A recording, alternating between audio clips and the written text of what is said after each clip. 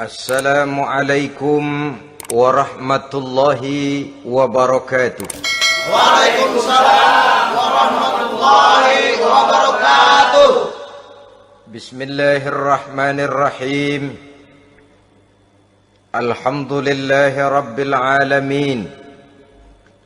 Wassalatu wassalamu ala ashrafil mursalin, imamil muttaqin, sayyidil ghurril muhajjalin, wa ala alihi wa ashabihil mujahidin at-tahirin, amma ba'du. Saudara-saudara kaum muslimin rahimakumullah. Satu hari ketika seorang ulama besar bernama Al-Imam Al-Faqih Abu Lais tengah berjalan-jalan di dekat kota Basrah, berkelumpulah sekelompok orang di dekat beliau. Mereka datang mengajukan satu pertanyaan. Imam, kami ingin bertanya. Di dalam Al-Quran itu Allah Subhanahu wa ta'ala menjelaskan, Ud'uni astajib lakum. Berdoalah kepadaku, aku akan jawab doamu. Mintalah kepadaku, aku kabulkan permintaanmu. Itu dan begitu janji Allah di dalam Al-Quran.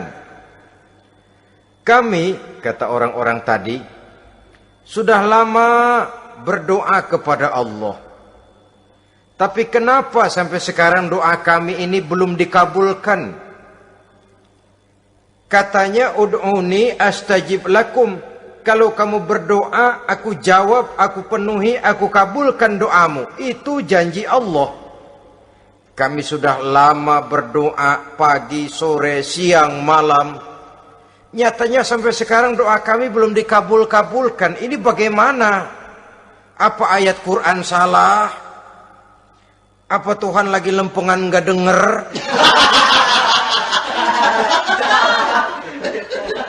Apa doa kami yang terbalik? Kelihatannya sepele saja ini. Doa tidak didengar oleh Allah. Permohonan tidak dijawab, tidak dikabulkan oleh Allah. Tapi sebenarnya kalau kita mau merenung, kemalangan apa yang paling besar dalam kehidupan ini selain daripada kalau permohonan dan doa kita sudah tidak dihiraukan oleh Allah. Artinya hidup sudah tidak diopeni oleh Allah.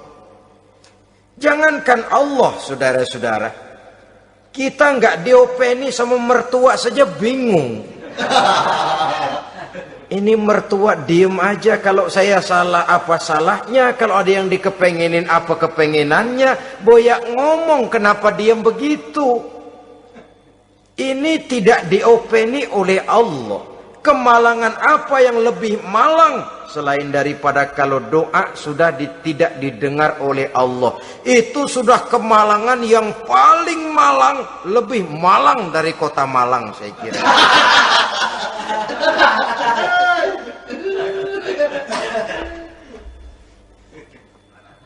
Menghadapi pertanyaan ini, Imam Al-Faqih Abu Lais senyum. Lalu beliau berkata, tuan-tuan, tahu kenapa doa tuan-tuan tidak dijawab, permohonan tidak dikabulkan? Allah sudah tidak memperdulikan tuan-tuan ini. Kami tidak tahu, Imam, maka kami bertanya. Begini, hati tuan-tuan itu mati. Dari hati yang mati, channel tidak nyambung kepada Allah. Dari channel yang putus tidak ada getaran strom, bagaimana akan timbul gejala? Hatimu mati, jadi pantas kalau doa tidak dikabulkan, permohonan tidak dipenuhi, doa tidak terjawab, hatimu mati.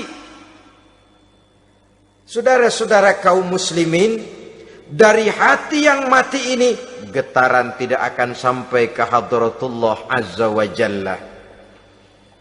Nah, ini juga satu penyakit yang kita sangat khawatirkan, yaitu apabila hati kita sudah mati selagi jasad masih hidup. Artinya, jadilah kita bangkai berjalan di hadapan Allah Subhanahu wa ta'ala.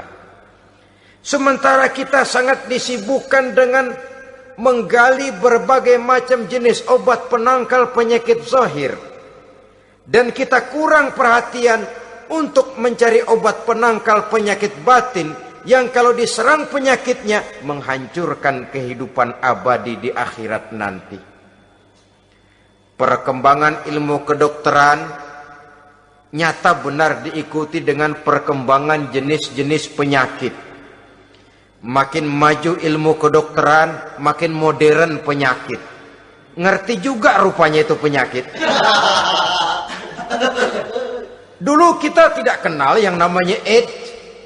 Kita tidak tahu yang namanya liver. Kita tidak kenal yang namanya stres.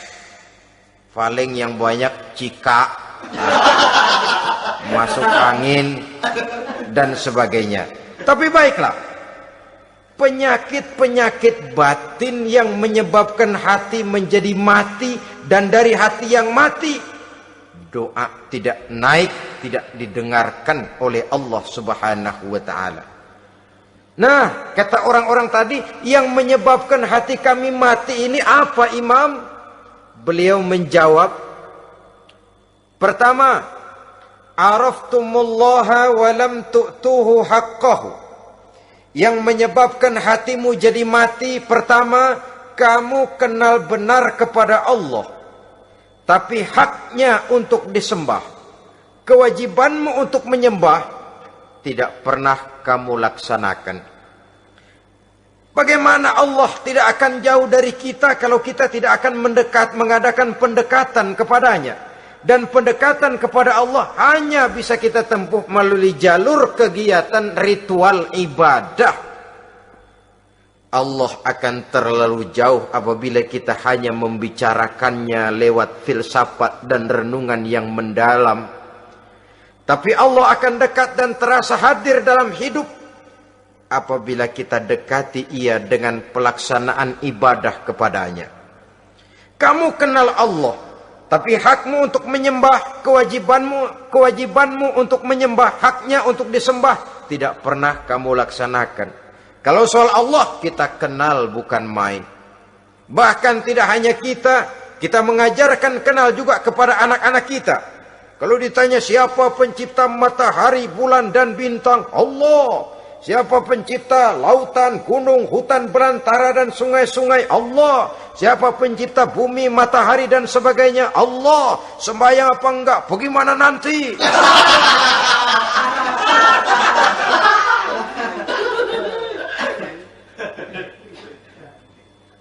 Tanpa pendekatan, Allah akan jauh. Apabila Allah jauh, maka doa tidak akan didengarkan olehnya. Oleh sebab itu, logika mengajarkan kepada kita, berpayahlah dulu, wa mal ladzatu illa ba'da ta'ab, inna ma'al usri yusra. Di balik kesulitan menunggu kemudahan. Nikmat baru akan terasa, kelezatan hidup baru akan terasa setelah kita jerih payah banting tulang peras keringat. Rasanya memang lebih nikmat sepotong singkong hasil cucuran keringat sendiri ketimbang roti dijejelin orang. Ini berarti kita ingin mohon pertolongan kepada Allah, sementara dengan Allah sendiri kita jauh. Sama saja dalam kehidupan kita analoginya, saudara-saudara.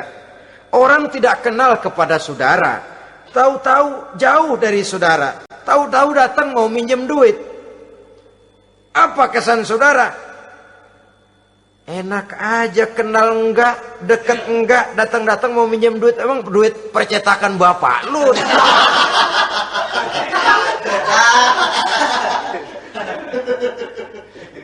Sedangkan yang kita kenal, sedangkan yang kita bertemu tiap hari, Sedangkan yang sering datang ke tempat kita, kalau satu saat dia pinjam duit, toh kita kadang-kadang masih mikir. Apalagi datang nggak pernah, berkunjung nggak pernah, ngobrol nggak pernah, apalagi kenal juga nggak pernah, datang-datang mau minta, macam apa? Datang nemuin Tuhan setahun 2 kali, Idul Fitri, doang sama Idul Adha. Doa cerewet banget, apa aja diminta. Saudara hadirin, bagaimana doa akan kabul, permohonan akan dijawab? Jikalau kita jauh dari Allah, kita kenal Allah, haknya untuk disembah, kewajibannya untuk menyembah, tidak pernah kita laksanakan. Itu yang menyebabkan hati kita lalu menjadi mati. Padahal mengenal Allah, setelah mengenalnya, mengadakan pendekatan kepadanya melalui ritual ibadah yang dicontohkan oleh Rasulullah Sallallahu Alaihi Wasallam. Ini hal pertama yang menyebabkan hati jadi mati. Kamu terlalu kenal Allah tapi tidak pernah menyembah kepadanya. Sama aja orang kerja kagak, habis bulan mau minta gaji. Karena kita jitak kepalanya. Macam apa? Kerja enggak, tahu-tahu datang mau minta gaji. Kerja dulu yang baik, habis bulan baru enggak diminta pun memang sudah ada jatahnya. Ibadah dulu kita kepada Allah. Soal Allah memberikan karunia kepada kita, itu hak Allah. Apabila kita dekat dengannya, ibadah yang kita laksanakan benar, karunia itu akan datang kepada kita. Saudara-saudara, yang kedua yang menyebabkan hati jadi mati, qara'tumul Qur'an walam ta'malu bih. Kamu baca Al-Quran tapi ajarannya tidak pernah kamu amalkan. Kamu baca Quran tapi isinya kamu injak-injak. Sehingga ada peringatan dari Rasul Sallallahu Alaihi Wasallam. Beliau bersabda, "Iza azzamat ummatid dunya wa fi riwayatin dinaron wa dirhaman nuzi'at minha haibatul Islam. Wa iza turikatil amru bil ma'rufi wan nahyu 'anil munkari hurimat 'alaihim barakatul wahyi. Wa iza tasabat ummati saqatat min 'ainillah." 3 peringatan keras tapi yang merupakan gejala penyakit kita umat Islam diperingatkan oleh Nabi kita. Pertama, iza azzamat ummatid dunya. Apabila umatku telah terlalu mengagung-agungkan dunia, apabila umatku telah jatuh menjadi umat yang materialistis, segalanya diukur dari sudut keduniaan saja, nuzi'at minha haibatul Islam, maka akan dicabutlah dari mereka kehebatan agama Islam. Hilang kehebatan Islam apabila kita jatuh menjadi umat pengagung dunia, penyembah materi. Nilai kita, keberadaan kita tidak dihargai orang lain. Orang memandang kita remeh saja. Orang Islam gak ada apa-apanya, bayar aja. Bisa dibeli, bisa diatur, bisa dikerjain, garap saja. Nuzi'at minha haibatul Islam, hilang dari mereka kehebatan Islam ini. Kenapa? Mereka telah mengagungkan dunia dan menjadikannya sebagai tujuan. Padahal dunia cuma alat, materi cuma alat, harta cuma alat. Yang kedua, wa iza turikatil amru bil ma'rufi wan nahyu 'anil munkari hurimat 'alaihim barakatul wahyi. Apabila telah ditinggalkan amar ma'ruf dan nahi munkar, maka hilanglah keberkahan wahyu. Ini yang ada hubungannya dengan masalah kita. Kita baca Quran, kita tidak amalkan isinya. Bagaimana hati tidak jadi mati? Amar ma'ruf dan nahi munkar ditinggalkan orang, hilang keberkahan wahyu. pada saat itu boleh jadi Quran ada, tapi cuma tinggal tulisan saja. Islam ada, cuma tinggal sekedar nama saja. Diseminarkan, disimposiumkan, dimuktamarkan, tapi tidak dijabarkan dalam kehidupan sehari-hari. Apabila amar ma'ruf dan nahi munkar telah ditinggalkan orang, hilang keberkahan Quran itu. Akibatnya apa? Apabila amar ma'ruf tidak lagi digalakkan orang, nahi munkar tidak dilaksanakan orang, lalu orang menilai sesuatu menurut seleranya sendiri. Mana yang ma'ruf, mana yang munkar, tidak ada lagi patokan utama. Kalau baik kata otaknya, dia kerjakan. Tidak baik menurut otaknya, dia tinggalkan. Agamanya adalah otak, berhalanya adalah akal. Akhirnya umat kehilangan pedoman. Tidak lagi jelas mana batas yang ma'ruf, mana batas yang munkar. Dalam kondisi sedemikian, akhirnya akan terjadi penjungkiran nilai. Paling celaka nantinya, yang ma'ruf malah dianggap munkar, yang munkar malah menjadi ma'ruf. Peringatan ketiga dari Nabi, wa iza tasabat ummati saqatat min ainillah. Apabila umatku sudah saling berbantahan, apabila umatku sudah saling caci memaki, saqatat min ainillah, jatuhlah mereka dalam pandangan Allah Subhanahu wa taala. Hilang wibawa umat yang sudah saling mencaci maki, saling menjatuhkan, saling gasak, gesek, gosok. Justru agama menganjurkan kita ini saling asah, asih, asuh. Kadang yang kita praktekkan, kita ini saling gasak. Yang kedua, saling gesek. Yang ketiga, saling gosok. Gasak, gesek, gosok. Kacau kita ini. Saling gasak, menjegal kawan seiring, menggunting dalam lipatan. Saling gosok, fitnah sana, fitnah sini. Saling gesek, sikut kiri, sikut kanan. Tidak peduli orang lain luka dan sebagainya. Yang penting dia bisa nangkring. Jatuh kita dalam pandangan Allah apabila umat sudah saling mencaci maki. Maka kita kembali kepada persoalan, hal kedua yang menyebabkan hati jadi mati, qara'tumul Qur'an walam ta'malu bih. Kita baca Al-Quran, tapi ajarannya nyaris tidak kita amalkan di dalam kehidupan kita. Akibatnya, hati lalu jadi mati. Itu yang kedua.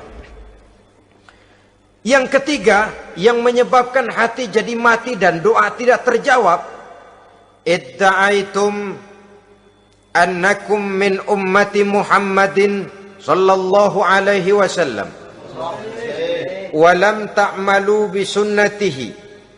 Kamu mengaku, kamu memproklamirkan diri sebagai umatnya Nabi Muhammad, tapi sunnahnya tidak pernah kamu amalkan. Malahan perkembangan paling akhir, bukan saja tidak mau mengamalkan sunnah, malah mengingkari sunnah. Inna lillahi wa inna ilaihi raji'un. Oh, Nabi Muhammad itu manusia biasa seperti kita.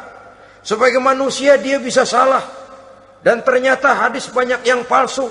Yang otentik cuma Quran. Selebihnya adalah sejarah. Tidak ada itu sunnah. Langsung saja kepada Quran. Oh, hadis itu bukan sumber hukum. Oh, tidak perlu mengamalkan sunnah.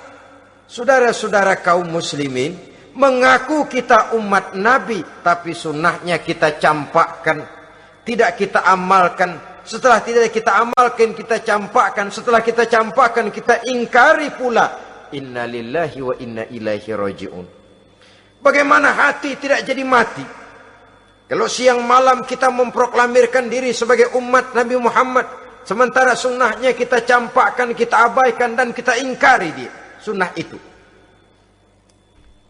Padahal jikalau sekarang kita mengenal Islam, jikalau kita sekarang ngerti halal haram, tahu hak batil, bisa memilah dan memilih antara yang ma'ruf dengan yang munkar, itu utamanya adalah karena jasa Nabi Muhammad SAW, yang dari generasi ke generasi dilanjutkan oleh para sahabat, oleh tabi'in, oleh tabi'in, terus oleh para ulama-ulama sampai kepada kita sekarang ini. Walaupun beliau hanya berfungsi sebagai penyampai, tapi kepribadiannya dijadikan model oleh Allah Subhanahu wa taala di dalam kita melaksanakan kehidupan beragama. Bahwa beliau manusia seperti kita, memang dalam arti unsur biologisnya ya manusia, punya darah, punya daging, punya hati, punya perasaan, bisa sedih, bisa gembira. Tetapi beliau itu termasuk basyarun la kal basyar, manusia yang tidak seperti manusia pada umumnya, punya spesifik. Dan itu wajar sebagai seorang Rasul pilihan Allah, apalagi merupakan Rasul pilihan dari sekian puluh pilihan. Bahwa jamrud itu batu memang, tapi nilainya kan berbeda dengan batu kolar. Satu truk batu kolar dengan barangkali segenggam batu jamrud, nilainya tentu jauh lebih mahal batu jamrud. Kalau soal batunya, sama batunya, tapi nilainya berbeda karena esensinya berbeda. Kita manusia, Nabi Muhammad juga manusia, sama manusianya memang, tapi kualitasnya, nilainya tentu jauh panggang daripada api. Itu sebabnya Allah menjadikan beliau sebagai model. Laqad kana lakum fi rasulillahi uswatun hasanah. Di dalam diri Rasul itu terdapat contoh teladan yang sangat baik bagi kita. Oleh karenanya, pada pertemuan kali ini, apabila kita konsekuen mengaku umat Nabi Muhammad, marilah konsekuen juga menegakkan sunnahnya. 3. Yang keempat, yang menyebabkan hati jadi mati dan doa tidak terjawab, akaltum ni'mata rabbikum walam tashkurulah. Tiap hari kamu makan nikmat Tuhanmu, tapi kamu tidak pernah mau bersyukur kepadanya, kepada Allah Subhanahu wa ta'ala. Nikmat Tuhan kita doyan banget, tidak pernah sehari dan sesaat pun terlepas diri dan hidup ini dari nikmat-nikmat yang diberikan Allah. Sejak kita bangun tidur sampai tidur kembali, bahkan tidur itu sendiri, di pasar, di sawah, di kantor, dimanapun kita berada, nggak pernah nikmat Allah berhenti. Hidup kita dalam alam diberikan segala fasilitas untuk menunjang kehidupan. Nggak pernah Allah pasang pajak matahari, nggak pernah Allah pasang pajak gas udara. Nikmat-nikmat yang banyak itu tiap hari kita kecap, tiap hari kita nikmati. Tapi kita tidak pandai bersyukur. Padahal Allah memberikan peringatan keras dalam hadis qudsinya. Man lam yashkur ala na'mai wa lam yasbir ala balai falyakhruj min tahti samai wal yatlub rabban siwaya. Siapa yang tidak mau bersyukur terhadap nikmat yang aku berikan kepadanya dan tidak mau bersabar terhadap ujian yang aku berikan kepadanya, silahkan keluar saja dari kolong langit ini dan cari Tuhan selain aku. Diusir oleh Allah. Kalau orang tidak mau bersyukur terhadap nikmat yang aku berikan dan tidak mau bersabar terhadap ujian yang aku timpakan, keluar dari kolong langitku, keluar, cari Tuhan selain aku. Diusir. Lah yang ngusir Allah. Anak sekarang bilang mau ke Menong.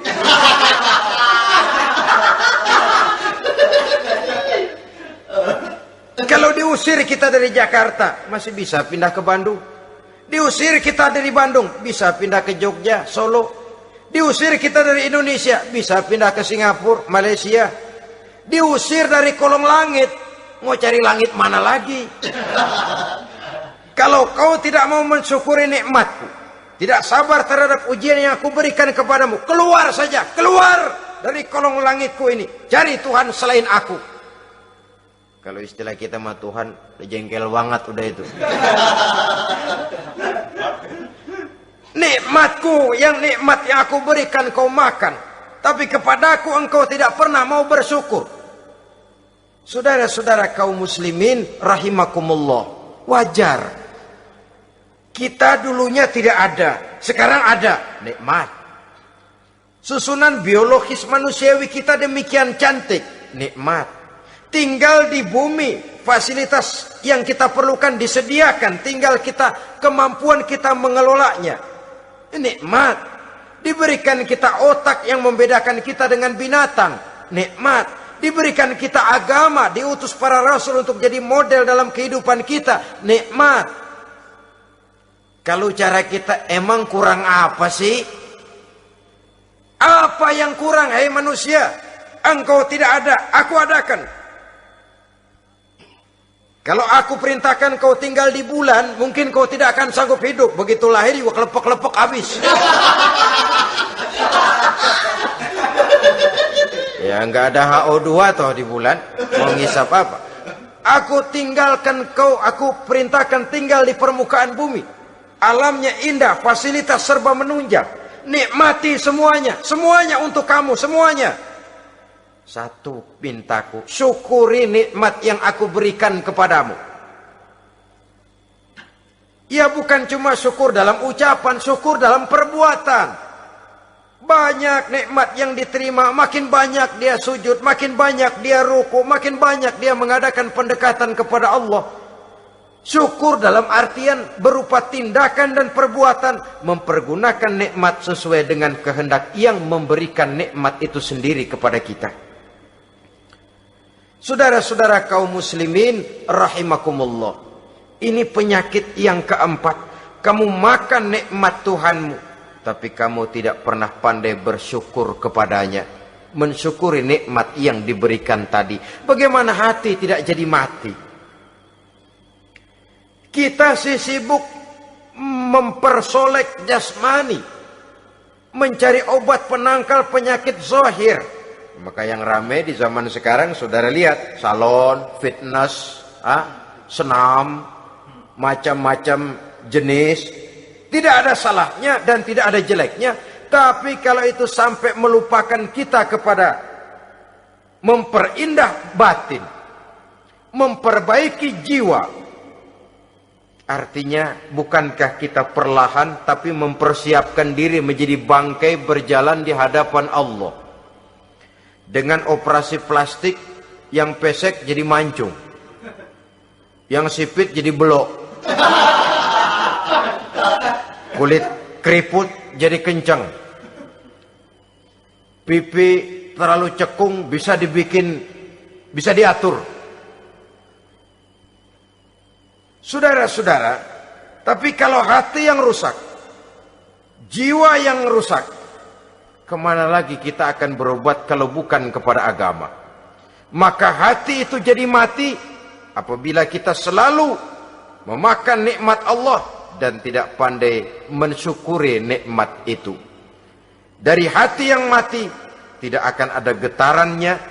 Oleh sebab itu doa tidak terjawab. Selanjutnya, yang menyebabkan doa tak terjawab dari sebab matinya hati, qultum annal mauta haqqun wa lam tasta'iddu lahu. Kamu berkata, kamu yakin bahwa mati adalah sesuatu yang benar, tapi kamu tidak pernah punya persiapan untuk mati. Padahal menurut logika, orang yang akan bepergian jauh tentu dia harus mempunyai bekal yang cukup. Semakin jauh jarak perjalanan yang akan ditempuhnya, semakin banyak perbekalan yang harus dibawanya. Dahulu, seketika beberapa jamaah dari Yaman akan melaksanakan ibadah haji dengan nekat, mereka berprinsip, pokoknya kan berangkat haji jadi tamunya Allah, nanti Allah yang akan ngelayanin. Mereka nekat, modal badan doang berangkat. Diadukan kepada baginda Rasul, lalu turun peringatan dari Allah, wa tazawwadu fa inna khairaz zadi taqwa. Jangan begitu, bawa bekal. Sesungguhnya bekal yang paling baik adalah takwa. Bahwa berangkat dengan bekal takwa itu bekal yang paling utama. Tapi bekal-bekal yang lain pun jangan diabaikan. Kalau kita akan berangkat untuk tujuan yang baik, bekal yang paling utama memang takwa. Tapi tidak berarti harus mengabaikan bekal-bekal yang lain. Begitulah, semakin jauh perjalanan yang akan kita tempuh, semakin banyak bekal yang harus kita hadapi.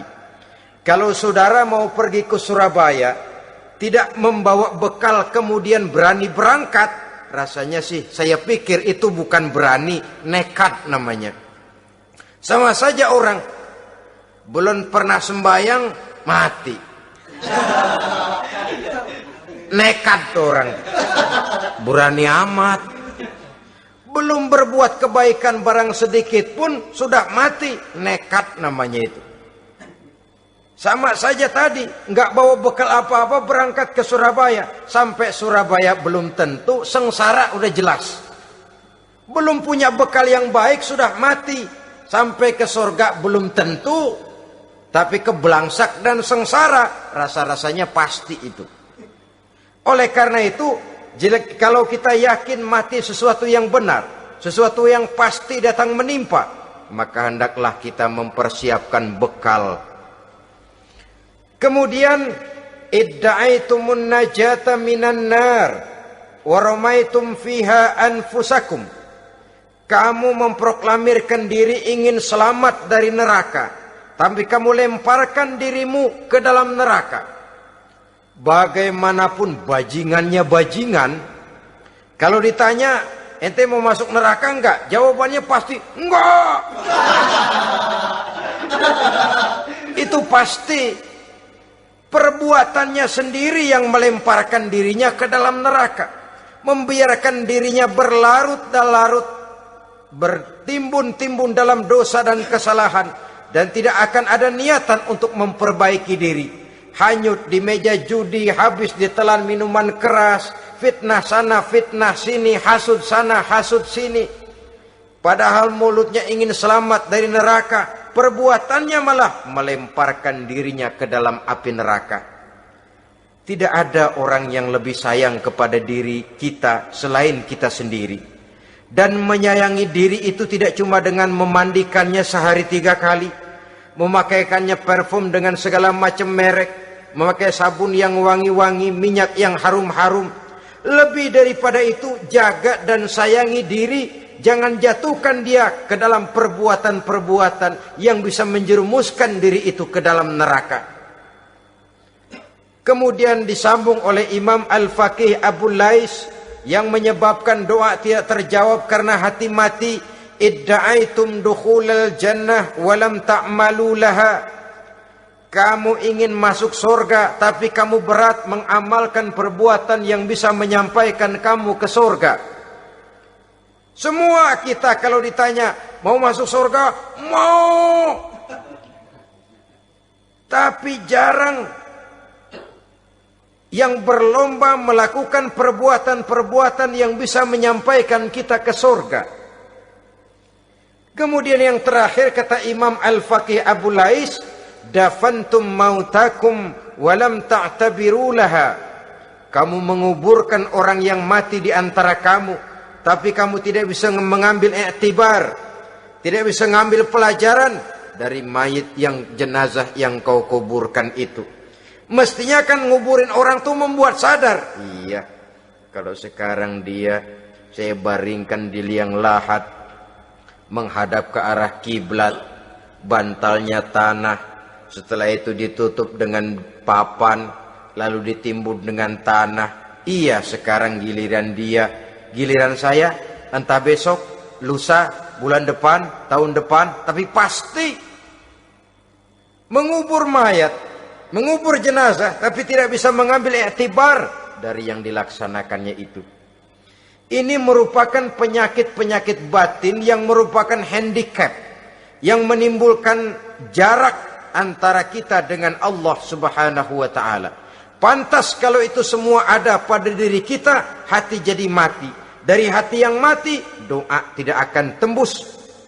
Kita tidak lagi akan diperdulikan oleh Allah Subhanahu wa taala. Dan itu sekali lagi kemalangan yang terbesar dalam kehidupan kita. Bagaimana jalan keluarnya?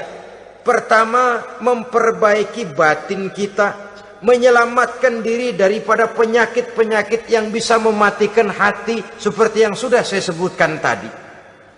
Yang kedua, berdoa dengan adab. Sehingga tata cara di dalam kita bermohon kepada Allah Subhanahu wa taala dibicarakan secara khusus oleh Al-Imamul Ghazali dalam kitab Ihya beliau yang disebut adabud doa. Adab di dalam kita melaksanakan doa kepada Allah Subhanahu wa taala.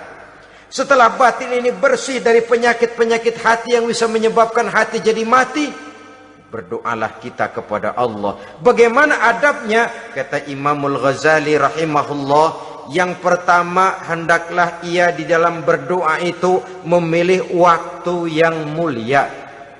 Minal awqatis syarifah, kata beliau. Memilih waktu-waktu yang punya nilai mulia. Ramadan dalam 1 tahun, Jumat dalam tiap minggu, sepertiga malam yang akhir pada setiap hari. Waktu-waktu yang punya nilai mulia. Walaupun misalnya saudara berdoa pada hari Kamis, tidak ada halangannya Allah mau kabulkan. Ini tidak berarti bahwa kalau sudah berdoa hari Jumat lalu hari Kamis tidak mau berdoa, tidak. Lebih memilih mengintai waktu-waktu yang punya nilai mulia. Lailatul Qadar sekali dalam setahun. Waktu-waktu yang punya nilai mulia. Logikanya begini, saudara-saudara.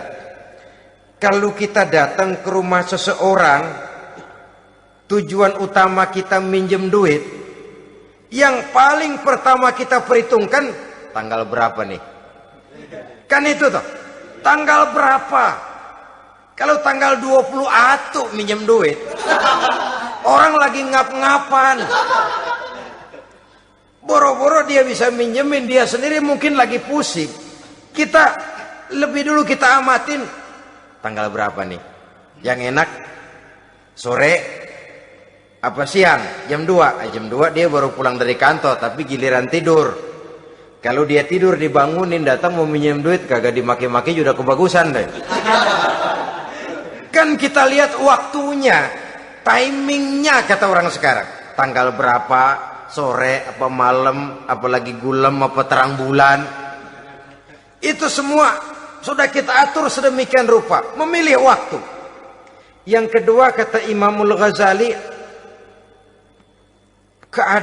memilih keadaan yang istimewa. Kalau tadi soal waktu, yang kedua soal keadaan. Ada situasi-situasi di mana doa itu diijabah oleh Allah Subhanahu wa taala. Di antaranya kata Imam Abi Hurairah, inda zahbis sufuf fi sabilillah, pada waktu mengatur barisan perang membela agama, di situ doa kabul. Inda nuzulil ghais, ketika turun gerimis, di situ doa makbul. Inda iqamis shalah, ketika salat mau didirikan, riwayat lain bainal azan wal iqamah, antara azan dan qomat, di situ doa makbul. Itu memilih keadaan-keadaan. Kemudian yang ketiga, kata beliau, berdoa menghadap kiblat. Ya, apa kalau doa madhab mudik Tuhan gak tahu? Tahu. Tuhan gak dengar? Dengar. Cuma lebih etis. Lebih etis kalau kita berdoa menghadap ke arah kiblat. Saudara-saudara kaum muslimin rahimakumullah. Yang keempat, hifdzus saut, menyederhanakan suara. Tidak terlalu keras, juga tidak terdengar orang lain, apalagi kalau doa kita diaminkan oleh orang lain. Tidak usah terlalu keras. Kenapa? Karena Allah yang kita meminta kepadanya bukan zat yang tuli, bukan zat yang buta, bukan zat yang tidak dengar, bahkan dia maha dengar. Juga tidak terlalu seperti orang berbisik-bisik, apalagi kalau doanya doa bersama-sama. Tapi kadang-kadang terdorong oleh husnuzon dari para makmum saja. Tidak peduli apa yang dibaca oleh imam, yang kedengaran cuma amin aja gerengan. Amin, amin, amin, amin, amin, amin.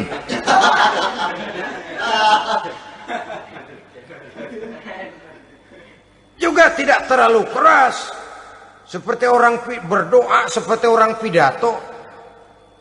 Saudara-saudara kaum muslimin rahimakumullah. Yang kelima, alla yatakallafa saja fid doa. Dalam berdoa, kalau istilah kita, jangan nyelongcong. Suja ini menunjukkan sikap berani kepada Allah. Misalnya ada orang berdoa, ya Allah ampunilah saya kalau engkau mau. Kalau Allah mau. Kasihanilah saya ya Allah kalau engkau mau. Itu doa orang songong. Atau sama saja, ya Allah berilah saya rezeki dikit aja. Emang kenapa pakai begitu?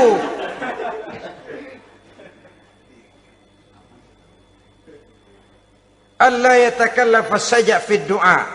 Yang keenam kata Imamul Ghazali, at-tadarru' wal khusyu'. Dengan tadarru' dan khusyu', dengan sikap tawadu, benar-benar ya seperti kita lah kalau datang memang menghajatkan pertolongan dari seseorang, segala action kita atur supaya hajat kita itu kabul, kan begitu. Kadang-kadang istilah orang kalau perlu ngesor mah ngesor dah, yang penting permintaan dikabulkan, gitu saja. Kita lihat sekarang ini, ramai orang bicara soal film-film Parno. Kelihatannya pendatang-pendatang baru, pokoknya asal bisa main dah, bugil ya bugil dah. Yang penting nyohor, bisa tampil. Walaupun dalihnya semua sama, mula-mula cuma iseng. Adegan panas bagaimana? Kalau tuntutan skenario apa boleh buat? Apa boleh buat? Emang nggak bisa milih. Setelah film beredar baru saya juga jijik ngelihat, ilah tadi kemana waktu bikin? Udah jadi baru jijik, bikinnya merem memang itu.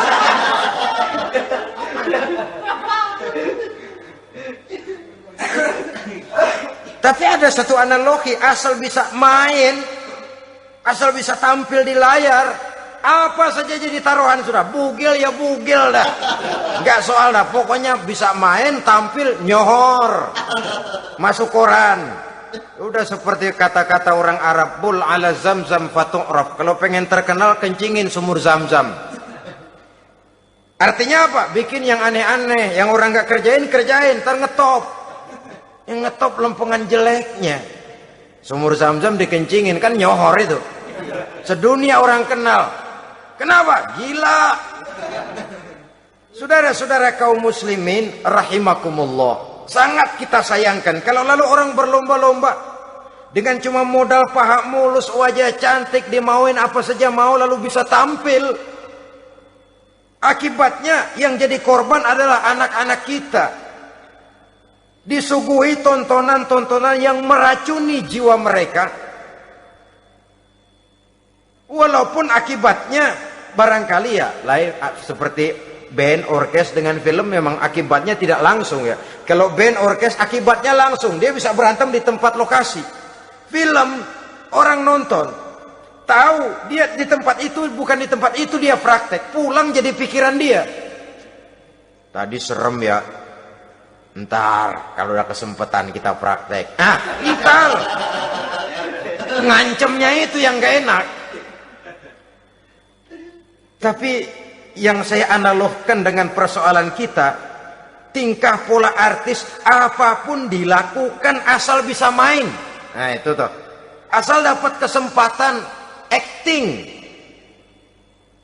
Dalihnya ya tuntutan skenario lah, iseng lah, macam-macam lah. Tapi yang jelas satu target, saya harus dapat kesempatan main. Untuk sampai ke situ, cara apa saja harus saya tempuh. Tidak peduli harus menginjak-injak norma dan budaya bangsa yang luhur. Tidak peduli harus bertentangan dengan kaidah agama. Tidak peduli hasilnya meracuni umat masyarakat, terutama generasi muda. Yang penting kan ngetop. Saudara-saudara, baiklah ya, itu soal lain. Tapi soal kita ialah at-tadarru wal khusyu. Bermohon kepada Allah dengan tadarru, khusyuk dan tawadhu. Seperti kalau kita mau bermohon kepada seseorang, kita merendahkan diri. Pak, saya memang orang gak mampu, Pak. Utang saya udah selebar kampung, Pak. Anak udah 16 seperempat. Apa saja kita meratap, menghibah, mengeluh, merintih. Ujungnya kan, yang penting gue pinjam duit dapat dah. Gitu. Apa kayak diomongin, pokoknya pulang bawa duit, itu saja. Itu strategi manusiawi. Kalau ini kita adakan konteks, oh iya, kepada Allah lebih lagi kita tadarru, khusyuk, tawadhu. Doa dengan tawadhu, sebab kita akan bermohon kepada yang serba maha. Menghadap ke arah kiblat, duduk bertafakur dengan khusyuk, tawadhu. Jangan doa sembari tolak pinggang.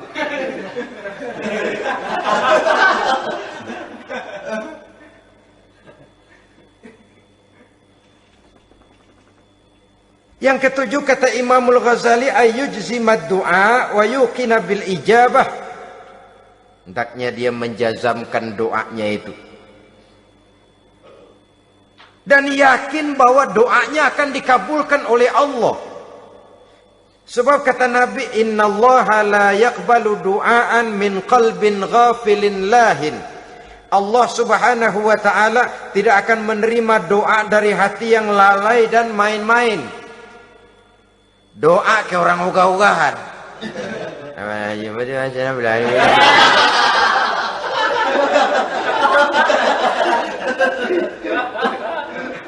Kali malaikat nyongok dong, lu minta apa lu?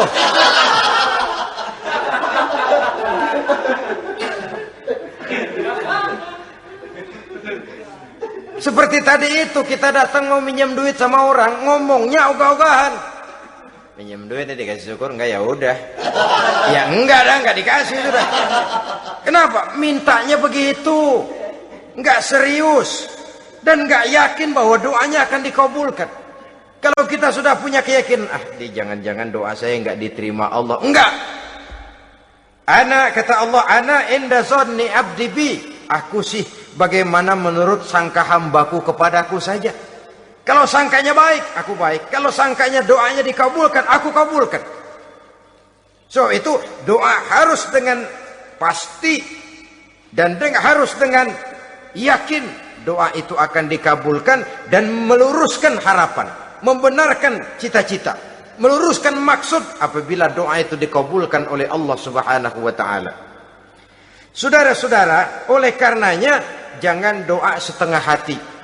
Jangan berdoa sambil main-main. Apalagi menghadap kiblat dengan dua tangan terangkat sebagaimana dicontohkan oleh Rasulullah sallallahu alaihi wasallam.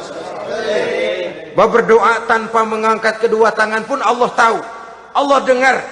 Tapi kelihatannya kurang serius. Seolah-olah terserah ada Tuhan, mau dikasih ya kasih, enggak ya udah.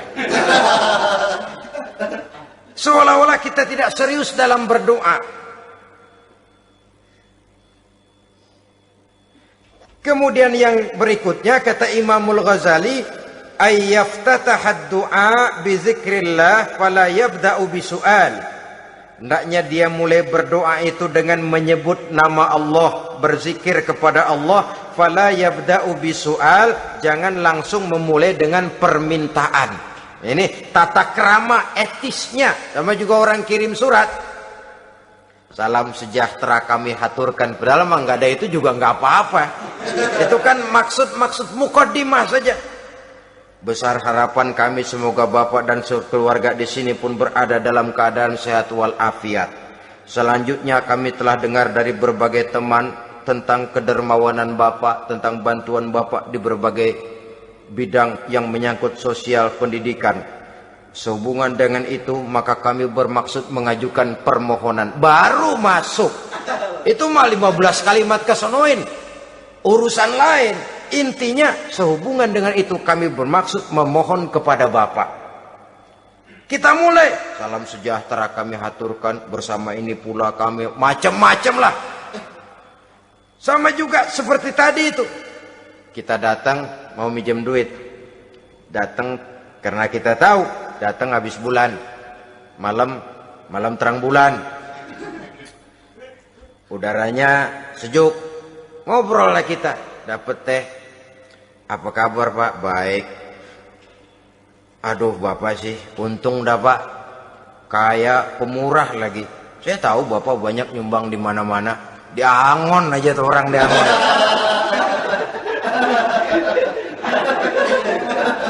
Kira-kira udah mau telap aja baru dikedat.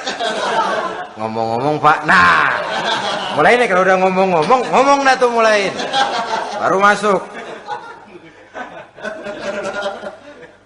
Jadi etisnya berdoa itu dimulai dengan zikrullah. Karena itu umumnya dimulai dengan alhamdulillahirabbil alamin. Kita puji dulu Allah. Alhamdulillahirabbil alamin hamdan yuwafi ni'amahu wa yukafi'u mazidah. Kita puji dulu Allah. Seperti orang tadilah. Kita puji dulu kebaikannya. Walaupun pada akhirnya kita minjem duitnya. Sebenarnya Allah nggak perlu dipuji toh. Dipuji atau tidak Allah tetap termulia. Ini etis manusia. Allah tidak berharap untuk dipuji oleh manusia. Allah tidak untung seluruh alam memujinya. Manusia mau muji atau tidak itu urusan manusia sendiri. Allah tidak minta untuk dipuji. Allah juga tidak gila kepada pujian. Kalau kita memulai doa dengan pujian, etis kita kepada Allah Subhanahu wa taala di dalam kita bermohon kepadanya. Saudara-saudara kaum muslimin rahimakumullah. Kemudian menyesuaikan doa dengan kondisi. Ini termasuk syarat batin ya, taubat, waraddul mazalim kata Imam Ghazali, menolak segala macam kezoliman. Artinya kalau berdoa tuh tahu diri. Kalau gaji kita sebulan 700 atau 800 900 ribu, berdoa minta rezeki 1 juta, itu tahu diri namanya. Kan cuman kurang 100 ribu. Ya, kalau kerja kagak minta gajian 1 juta. Pengen doa dikabulkan, rasanya secara etis nggak tahu diri orang berdoa seperti itu. Orang datang mau minta duit, mau pinjam duit kepada kita, kan kita lihat kira-kira mampu ngembaliin nggak nih orang. Kita lihat, kita evaluasi kemungkinannya. Lalu si yang minjem tentu tahu diri. Kalau memang kekuatannya ngembaliin tidak seperti kekuatannya mulangin, hendaknya dia timbang rasa. Begitu juga kepada kita etisnya kepada Allah Subhanahu wa ta'ala. Tahu diri, menyesuaikan doa dengan keadaan. Kalau tidak ada gap terlalu jauh panggang daripada api, nanti nasibnya bagai si pungguk merindukan bulan. Apabila adab-adab di dalam berdoa ini kita perhatikan, sejak dia dari adab yang zahir sampai kepada adab yang batin, kemudian penyakit-penyakit yang membuat hati itu jadi mati, maka insya Allah doa kita dijabah oleh Allah Subhanahu wa ta'ala. Dalam Al-Baqarah ayat 186 Allah Subhanahu wa ta'ala menjelaskan, wa iza sa'alaka ibadi anni fa inni qarib ujibu da'watad da'i iza da'ani falyastajibu li wal yu'minu bi la'allahum yarshudun. Apabila hambaku bertanya kepadamu Muhammad tentang aku, kata Allah, fa inni qarib, katakan kepadanya aku dekat sekali dengan mereka. Ujibu da'watad da'i iza da'ani, aku akan jawab aku kabulkan permohonan orang-orang yang berdoa kepadaku. Falyastajibuli wal yu'minu bi, maka hendaknya mereka juga menjawab panggilanku atas dasar iman kepadaku. La'allahum yarsyudun, semoga dengan ini mereka kelak mendapat petunjuk. Saudara-saudara, Al-Baqarah 186 ini dengan nyata menjelaskan kepada kita, Allah akan menjawab doa, mengabulkan permohonan apabila kita falyastajibuli wal yu'minu bi, juga menjawab panggilan Allah atas dasar beriman kepadanya. Logikanya tadi itu, araftumullaha wa lam tu'tuhu haqqahu. Kita tidak pernah mau menjawab panggilan Allah sementara kita berharap doa kita dijawab oleh Allah. Apa enggak pincang? Apa enggak berat sebelah? Panggilan Allah kita berat memenuhinya, sementara kita sangat berharap agar permohonan kita, seruan kita dikabulkan oleh Allah. Menjawab panggilan Allah atas dasar beriman kepadanya. Kenapa? Ada orang menjawab panggilan bukan berdasarkan iman, tapi karena target lain. Datang sembahyang Jumat paling dulu, target utamanya pulang juga paling dulu nyabet sendal, nyabet sepatu. Menjawabnya iya, tapi tidak karena iman. Jadi apabila kita rajin menjawab panggilan Allah atas dasar beriman kepadanya, maka seruan, permohonan, doa niscaya dikabulkan olehnya. Ini saja, mudah-mudahan ada manfaatnya. Terima kasih atas segala perhatian. Mohon maaf atas segala kekurangan. Usikum wa nafsi bitaqwallah. Wassalamualaikum warahmatullahi wabarakatuh. Waalaikumsalam warahmatullahi wabarakatuh.